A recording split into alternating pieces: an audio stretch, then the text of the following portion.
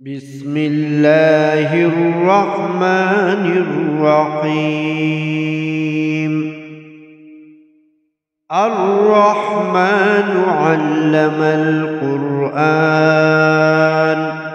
خلق الإنسان علمه البيان.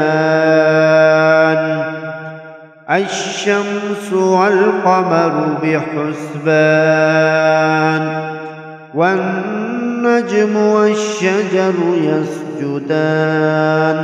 والسماء رفعها ووضع الميزان، ألا تطغوا في الميزان، وأقيموا الوزن بالقسط ولا تخسروا الميزان.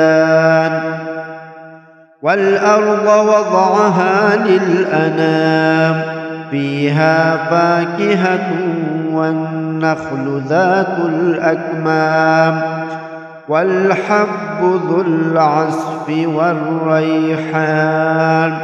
فبأي آلاء ربكما تكذبان؟